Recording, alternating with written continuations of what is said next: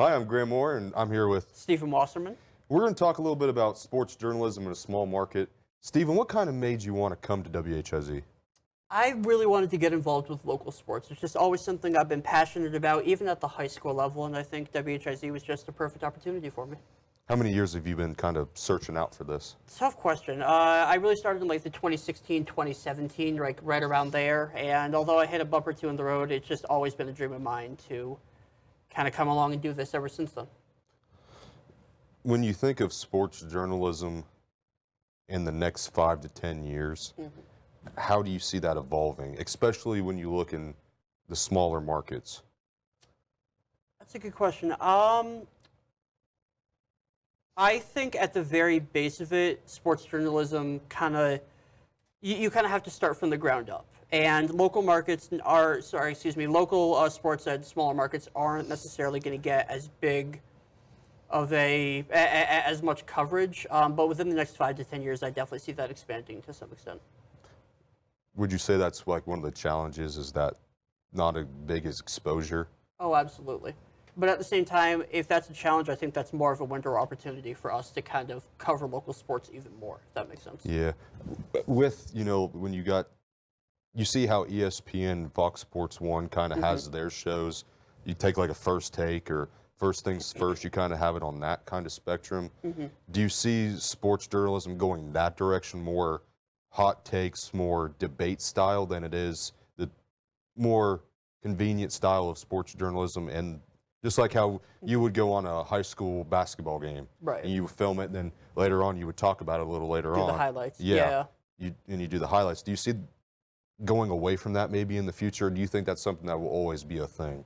It does seem like that's kind of where it's going within the last like 3, 4, 5 years. It's more like debate, like a First Take, style shows versus where when I grew up, and I'm sure you were kind of the same way, I used to tune into Sports Centers. They would do highlights, top 10, bring in a guest every now and again. I think that is still going to be there, but it seems like what's drawing the most money and drawing the greatest audiences is those, First Take kind of sit-down debate kind of type of shows. Do you think that there could ever be a place for that in a smaller market, or do you think everything will just be highlight-based? I think in the smaller market for now, I think it's kind of more highlight-based. And if you could tell it to people, great. But I think, I don't know if there's a big enough audience quite yet, at least in the small market, to start doing that. So would you say like in the next 5 to 10 years, maybe? Or do you think that's something that's way down the line? I could see 10 years. But at the same time, everything changes and develops so quickly, so it's kind of hard to tell sometimes. But I could see within the next 10 years. I think that's pretty realistic. And especially in an area where there's so many high school teams. Oh yeah. Everybody's always it's hard to look at Zanesville. How many teams do we have here in Zanesville? Exactly, right? 6 teams just in the Muskingum County area. Jeez. So I mean, you look at that, and I don't see how there's ever a place for it because of high school. Do you think there ever could be a place for debate style shows for high school? Say football. Yeah. You're talking about Philo and Tri-Valley.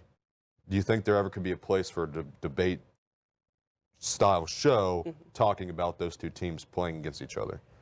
I think there could. I think an entire show, it might be tough just based on those two teams, but if you wanted to do like a debate type show for like football in general, just because that's always like super competitive, always everyone's got their opinion, especially at this kind of local market area that we're in right now. I could definitely see that happening. I think you might have to expand it beyond just two teams, unless it's like a specific rivalry. You know what I mean? Yeah, that makes sense. Yeah. Rivalries do have a good spot in that because they always will. Yeah, especially in basketball with our Sheridan New Lex. Even when one team's not better than the other, there's still always that rivalry there just because of the distance between them. So when you kind of think of that, how ESPN kind of has their shows more laid out anymore,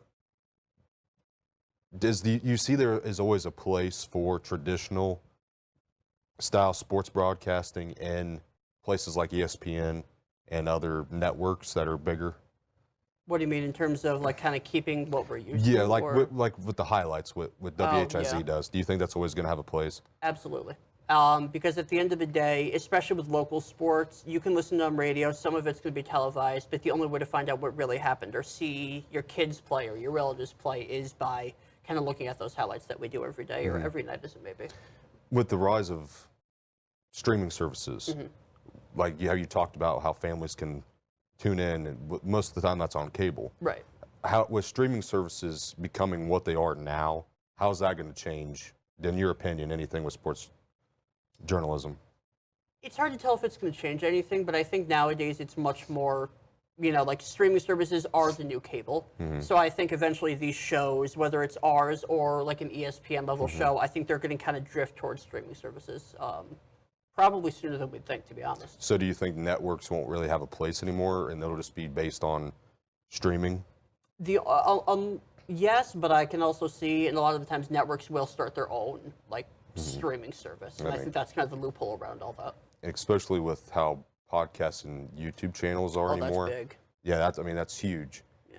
I mean, when you think of like what we talked about with traditional style and with debate style, will there ever be a place for a YouTuber, a content creator to have a place in that role? I mean, you think of Pat McAfee, Right. and all he's done. Do you think there's ever going to be something of that level within small markets? Like there's this you think of Storied Rivals, how they're content creators, I would say. Yeah. Do you think that's going to be more seen as time goes on, especially like in this area? I think so because, and I know you just said it as an example, but what Storied Rivals does is unique. Storied Rivals doesn't do what we do, where we'll go out and get the games and talk about the highlights. They do something unique, and I think that's what people really enjoy about it. And everyone has to get their start from somewhere, and I think more people are realizing in sports and otherwise that going on YouTube or TikTok or Instagram or whatever and becoming a content creator is a great jumpstart to kind of getting to this point. What kind of increase, just from your year in this area, what do you see is the best product to put out there for a small market? In terms of kind of... What sports? I mean, I think football is always going to be far and away number one. Even like with Maysville going to the state championship and Heath just winning a state championship last season? I think I'd say basketball is second, but even if the teams aren't necessarily great, or even if the teams aren't necessarily close at winning, everyone loves local football. You can, like every other person down the street, you can stop and talk about local football. Basketball too, but I think football is just so much more of a traditional, like American, like game and lifestyle and sport that even if the teams in basketball or baseball, like you said, with Heath, are so much better, I think football is always going to be far and away the number one. And then you'll get to basketball and baseball and the trickle down. Yeah. You talking about, or what we talked about, like with football having that hierarchy about almost everything. Even somehow, some way, those debate style shows include a baseball. They include a soccer. Yeah. How can you bring more interest to a soccer, a tennis, a wrestling? What are some of the things you've kind of done to not just be so basketball, football heavy? At the end of the day, I think, to your point, football and basketball are going to have the biggest audiences, the most fans for whatever reason. But I think in order to kind of bring those sport or get more attention for those sports like wrestling, for example, you have to find those kind of feature stories or those unique stories that make people interested in wrestling and want to follow that person and then maybe get into the sport more. So, for example, as you know, I did a wrestling story recently, and I think it really took off. And I think wrestling is very much a growing sport, but the only way to really help that sport, especially at the local level, grow is by finding those unique stories instead of just doing your generic highlights. Right. If that answers your question. Yeah, I mean, it's harder in the summer too. Oh, for sure. How do you guide yourself through that? Because it's not like the news. Right. But the news, there's always going to be something. Something always pops up. You know, Yeah. community, nationwide, statewide, there's always something. So how do you go through the little, call it weeds of the summertime? You could ask any local sports reporter. The summer is, I'm not going to say the worst because there's always something, there's something there, but it's always difficult because what you bank on and what we make our living off of is high school stuff. And obviously high school is out during the summer. You just kind of have to, be patient with it and find those kind of local stories. And if you're able to get them, great. But if not, I think your audience understands that summer is kind of that downtime where you can kind of recollect and kind of wrap up what you did during the spring/early summer, and then kind of prepare for the fall over the 6, 7, 8 weeks, whatever it ends up being. I think that's kind of the hidden blessing of small markets. Sure. Because it's not just keep on going on, talking about LeBron, talking about is he the GOAT every single day of the week. You get to have that because you guys do the Friday Night Blitz straight into Finks full court, and that runs basically right back to back, doesn't it? More or less. Yeah, pretty much, yeah. Yeah, and then you go straight to baseball. Yeah. And that takes up a lot of your time. And to your point, it is funny how during the summer everyone becomes Major League Baseball fans. Right, right, exactly. That gets us through it, you know? Yeah. So when you kind of think about how to bring in more eyes during the summer, because there isn't much going on. There's no We're going to be realistic here, yeah. How can you do that? How can you bring more attention, more interest into the sports in a small market during that summertime period? I mean, I think there are a couple ways, and I know I keep harping about it, you kind of have to find those feature stories. What's some of the things you do to find that? I don't mean to interrupt you. No, please. You just kind of have to go and talk to people. So, for example, sometimes these things will fall in your lap. So, like the first story I did was about a local gymnast, and I found that someone just happened to call. But then other times, when I do preview stories for each sport each week, for different teams for each sport, like going into the season. So right now I'm doing baseball, softball. I just end up talking to the coaches, and they'll just kind of mention something, and something just kind of goes off in my head. I'm like, oh, maybe that's something I can do kind of down the road. I think the more you get involved, it's very easy to sit here and go out and get highlights and read stuff on social media, but the more you go out and get involved and talk to people, things will kind of fall in your lap, or you'll kind of find things whether you're looking for it or not. And that's kind of how I've done it. And that really gets your name out in the community. Exactly. Because, I mean, we don't know everybody in this community. Right. Like, a lot of people saw the package that you did. I mean, you've been here longer than I have. Yeah. So, right. I mean, you just did a package yesterday on Maysville's basketball, and I did the Zanesville package. Did a great job on that. I appreciate it. Thank you. And that brings eyes. Like, I think I saw on Twitter it was like 7K maybe for Was that what it views. was? I think. I Wow. could be wrong. So I know Facebook was doing well too on top of that, right? Yeah. I mean, you do see those. You get eyes on it. Oh yeah. And that gets your name out there for when you need to go up next in the world. Sure. So when you're talking to somebody my age, somebody around our age even, what's kind of your advice to them when, you're in that summertime and you're bored, or you don't have that much interest? How do you keep yourself engaged in a small market? Like, what advice would you give somebody in this business when it's getting in those dog days, or it's in that summertime? It is very hard because when you're going in the spring, as you're getting down to the wire, it's like, okay, there's this. There's a lot of stuff going on, and it's very hard to kind of take yourself off the hamster wheel, so to speak. My advice is just kind of be patient, but at the same time, don't stop looking. Always be on social media, always be talking to people, always be looking for stories that may not be there, because while others may be kind of taking their foot off the gas pedal, if you don't and you find something, then it really gets your name out there. It's great. Just in our time here, I just kind of thought of my own little question. You do the radio hits every other day. Do you always see there being a place for sports journalism in radio, or do you think that will at some point in time kind of fade away? Because how many people listen to 1240 AM? Right. I don't know. I don't think a lot. Yeah. But, rise of streaming services like we talked about, rise of debate-style talk shows. Is radio going to always be there, like traditional media, like you said? I think it would always be there just because it's been a constant. But I think to your point, especially now, and you talked about streaming services, I think the one thing that's, I don't want to say putting radio out of business, but that's really overtaking it is podcasts. Everyone has their podcast nowadays, and I don't mean that as a bad thing. I think radio will always be there, especially when calling live games. But in terms of talk shows on radio, I don't know if there's going to be as many of those that won't just turn into podcasts at some point. And I know there's kind of a blurred line, but those are very similar. So would you ever see WHIZ going towards more of a podcast setting with any type of media that we have? Yes. Now, to answer your next question, how soon within the next 5-10 years? I kind of figured It's hard to tell how soon. I think it depends on. You kind of have to see what the audience is interested in, and I think you kind of have to gauge the audience's interest level, and that's kind of there's no better way to do it than by kind of trial by error. Right. I think it is a great way to go, especially with kind of how common podcasts and those things are nowadays. But it doesn't need to happen immediately necessarily. Right. I mean, I don't know how many people listen to the radio a day Right. with all the radio stations that we have. Sure.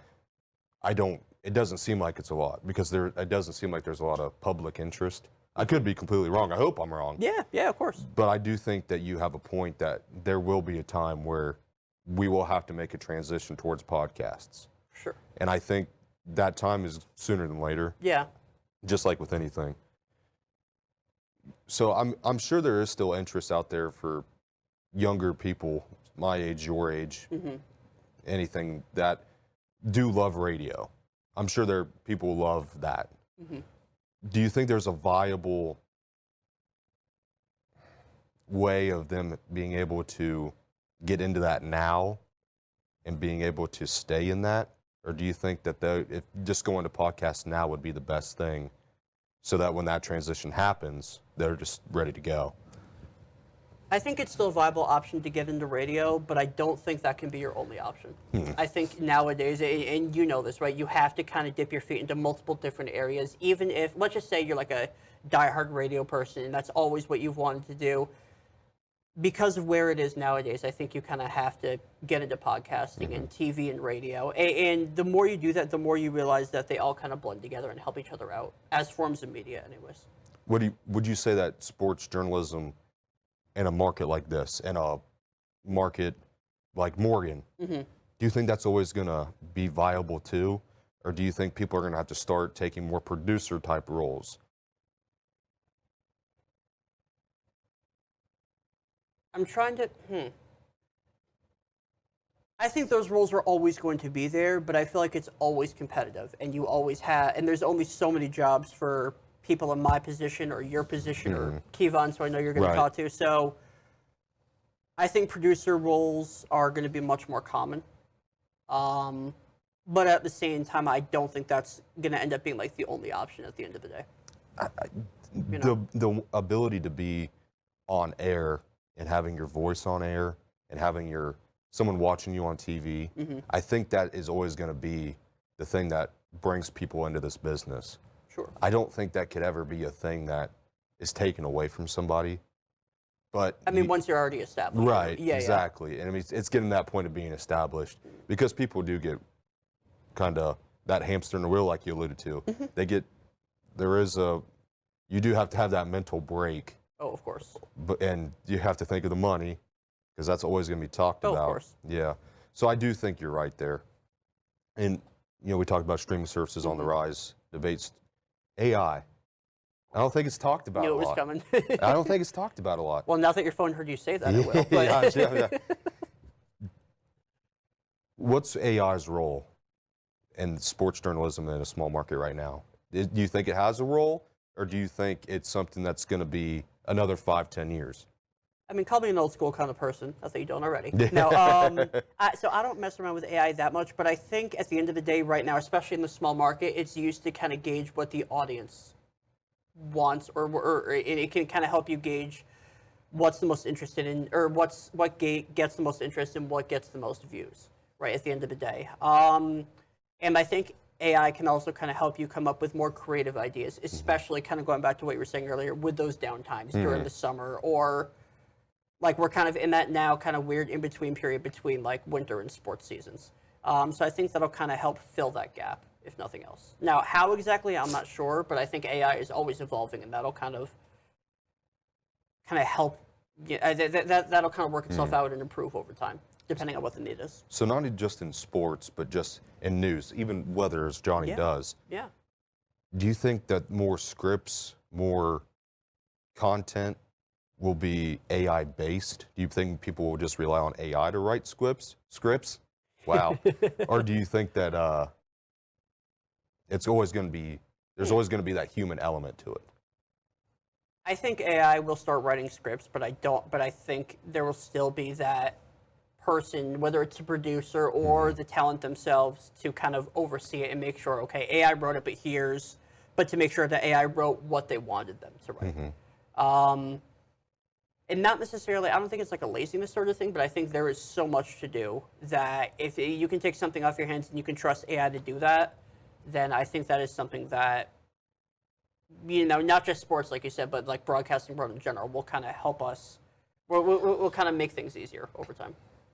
Well, what's the balance between what you do right now, traditional style media, and AI? Where do you see yourself in the next 2 years? Do you see yourself using it at all? Do you see yourself never using it? Where do you see yourself with that? And where do you see other people? Because, I mean, I'm sure there's already sports reporters that are already using it. Well, there has to be. Yeah. Yes. I mean, I think I'm a big never say never kind of guy. So part of me is like, oh, I never want to use AI. I'd rather just do it myself. I enjoy doing what I do. But at the same time, if AI is if that becomes like much more of like a mainstream thing within the next, what you said, 2 years, right? Then I think it is something I will adapt to. And I think at least a good starting point is writing scripts. And then kind of seeing how that goes. Just because I think we're only at that point with AI now where you can't ask it too much if you want it to do what you want it to do. Right. It has to be very, what's the word I'm looking for? It has to be, you have to give it very direct like instructions. Right. You know what I mean? So that you can get what you want. Yeah. But I think to answer your question, I think other people have been using it. And as long as you're able to use it to your benefit and not use it just as a loophole or to copyright or anything like that, then I don't really see any issues with it. Kind of transferring now just to the news media, like, because you do work here, like you might So I've just been do you might just do sports, but you do work here. Right. Is there always a place for small markets to be in communities, or do you think at one point or another the people just watching the higher networks for news, or even people are watching TikTok now for their news, they're going to social media. Yeah. Do you think there's always going to be a place for small markets, just in general? Yes, because at the end of the day, bigger networks or bigger conglomerates, or no, I'll say bigger networks, like in Columbus, for example. Yes, it's nice to see that if you want to learn more about kind of like bigger teams or pro teams or college teams. But I think what Zanesville and just kind of Muskegon County in general really relies on is those local stories, and a bigger network isn't going to get those. Right. And that's to no fault of their own. But I think there will always be a place for small market like broadcasting, whether it's sports or news, because that's how you're really going to find out about those stories that you just would never know otherwise. And I think people will always appreciate that, whether they get them through TV, radio, social media, whatever. It's hard to say there won't be. Yeah, no, you're just right. like it's hard to say there's never going to be radio, just because, even though I'm younger, radio's always been a thing. Yeah. It's always been a very hot topic. Yeah. Because of what, sports radio too. You have it's kind of where that debate style shows that ESPN has now, that's kind of where it stemmed from. Oh, for sure. So I think it's good to say, at least on a TV base, I don't think it's going to go anywhere. The only thing I'm afraid of is radio, because I do think podcasts will, just as we alluded to earlier, I think it will get to that point where radio will not be as a mainstay, and it'll be a more podcast. Would you agree with that, or do you think? Yeah, I think it is, especially again for those kind of talk or debate shows. I think the one thing that radio will always have is kind of like live broadcasts of games, especially with baseball. Just because that's just kind of always been commonplace. But in terms of actual like talk shows, I don't know. Because of what podcasts are doing, and because of kind of, for example, what ESPN is doing, it's basically the same thing that radio is doing. But obviously, if you could see it, people are much more into that. That's just historically how it goes. Kind of getting back into sports broadcasting now. Let's kind of get into the nitty-gritty of what we have to do. You set up a show. For those that don't know, go ahead and tell them how we have to set up a show. I don't know if we have time for that. No. So basically, are you talking about kind of like how I go about like Yes. setting up like Yep. like a segment? Yep. I always try and look ahead at the beginning of every week, and I try and kind of write out, okay, here's what games I know are going to happen, and here's how I know what is most important and what needs to be covered. So right now, it's the Maysville boys basketball team. That is our #1 story day in and day out. And so as long I have 4.5 minutes to do my segment, so as long as I can kind of work around that, and then I look around the community, and then if there's nothing else going on in the community and local sports, I'll go to college teams or pro teams and see what else is going on. And then I just kind of fill out my time like that. And that's the beauty of the summer. Right. Because there's not a lot of local. It's a blessing and a curse. It's a blessing because Yes. it gives you much more freedom, but at the end of the day, sometimes it's kind of tough because you almost feel like you're stretching just to fill that time. A lot of reds, a lot of guards. Pirates too, if you're lucky. Yeah. But we don't need to talk about them. So when you say it's a Saturday Yes. and happens to have a high school team playing Okay. and the Buckeyes are at home, how do you decide? I do normally put local first, community first, and then I go out to college. How do you say to yourself, oh man, but the Buckeyes are playing Michigan, and I got Crooksville versus New Lex. How do you make that Right. decision? How do you get to that balance of I can say that I need to cover community first or cover college first? How do you get to that point? That's one of those things where I'm still working on that to this day because kind of figuring out what's important and what takes precedence takes a while, and that's something you kind of have to. You just kind of had to figure out, and it becomes ingrained in your mind. So, for example, you just said Crooksville, New Lexington, and Ohio State, Michigan. Ohio State, Michigan. Unless Crooksville, New Lexington is in like a tournament game, or it's a must-win for one of those teams. But if it's just like a random regular season game, I'll probably go Ohio State, Michigan, just because it's Ohio State, Michigan. However, if it's just Ohio State versus, I think they're playing OU this year in football. Yeah. Not really much there. That's not really a local thing, unless we have a local athlete that plays for one of those teams. And I know we actually have a local athlete that plays for OU. Yeah, and that's Ohio true. State for Yeah. that matter, right? Yeah. But we always say local matters, but at the same time, we're not going to do it just for that. You kind of have to balance it out, but you also don't want to do the same thing every single time. So it's kind of a balancing act. And I'm not always going to get it right, I'll be honest. It's hard, I think, when you're trying to get community interest, It is hard. because if there is a Perry County team that's playing another Perry County team, how many eyes are going to be on that, and how many eyes are going to be saying, why aren't we putting on the Ohio State game? Right. But then if you do the Ohio State game and not Perry County, guess what? You're going to get the same response. At the end of the day, this is going to sound worse than I mean it. You're not going to please everybody. Right. And I think that's the more so reason where you don't want to do, okay, every Saturday, okay, we're just going to leave with Ohio State and go from there and go from there. Like, okay, the first game of the season, yes. Michigan, can't believe I said their name, I'm sorry. Yes, but otherwise, it doesn't always have to be the first thing you go to, depending on what else is going on. I've seen it firsthand plenty of times. There's times when the community is not happy with what we put on the air. Oh, of course. How do you go through that? How do you balance that?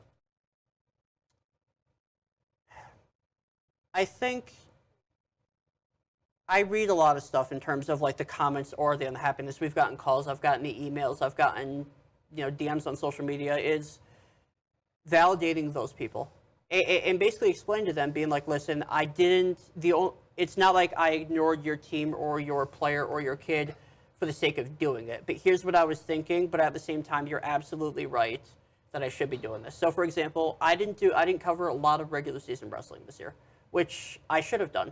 And part of that is I didn't realize how big it was, and I should have done more with that. So we got a message on Facebook being like, hey, why aren't we covering wrestling more? And I basically said, listen, I'm sorry, I've been so locked in on basketball, but you're absolutely right. That's something I want to get more into. Thank you for reaching out. All people want is kind of validation and understanding. So why not explain to them where I'm coming from? Just because, people aren't always, there's always going to be someone that doesn't like what I'm doing. And I wish that wasn't the case, but that's just kind of the reality of doing what we do. You know, in the package with Jason Smith, Zanesville's head coach, he said that the community is the foundation to Yes. good sports teams. Well, I think for WHIZ, this community is the foundation for us being good, Sure. for having eyes on interests. and I think it's very hard to do everything right. And I do think sometimes that people think that, yeah, WHIZ goes to Crooksville and then they go to Philo, and it just works out exactly how it should work out. Right. But we know firsthand it doesn't work out that way. Yeah, of course. And especially if we don't have a lot of people, we're just not going to get to everything. Right. Which bothers me. It really does. Like, I would love to be able to go to like 4 or 5 different schools, but for a number of reasons, as you know, I mean, you know how this works. Right. It's just not always viable. So do you think that the fans, and this can be even during the summertime when Reds and Guards is basically all you can put out there, do you think the fans of Reds and Guards or whatever in a small market, do you think that affects how they watch? Like when they see it on WHIZ at 6 o'clock, do you think that affects how they would watch it at 7? Or do you think it's just the same kind of base, even if they would saw it on ESPN? I'd say the same. So it depends. So if for like during the summer Reds and Guards, if I'm just going to like do highlights up there, then I don't think it's really any different. But if I can get in there and kind of find, again, those unique, I know I was talking about it earlier, if you can find those unique stories and talk to the players, then I think it's a little different. Sometimes it's hard because, it's not like we're in Cincinnati or Cleveland or right outside either of those cities. So we're kind of doing it from afar. But I think that's also kind of the challenge is, okay, I know that I could easily just do those highlights and do a package and then be done. But if I can do more and if I can really find those stories and do more with that and bring people in, then, maybe that's what I'll really focus on this summer. I appreciate it. Do you have any final thoughts on sports journalism in a small market? Because there is a lot of talks about, can it survive? Can it adapt to what is today? So any final thoughts on your part? I think it's just that, and this is kind of what you started with when we were talking about earlier, local sports journalism will always have a place. Now, that's not to say, okay, we're just going to be doing what we currently do now. You have to be willing to adapt. But at the end of the day, like kind of when you're growing up, everyone wants to go to a big market. Everyone wants to go to ESPN. I've had that dream. I know you've had that dream. We've talked about it, right? But at the end of the day, the more experience you get, you realize that the only way to get to that point is to kind of start here. And I think there is a lot to do here. And you just kind of have to go and find it for yourself. Where can people find you if they want to follow you on Instagram or Twitter or whatever is out there? Well, on Twitter, or on X, I'm sorry. Yeah, I am at S Wasserman, SWASSERMAN TV. And then same thing on Facebook and Instagram. Thank you, Stephen. Of course.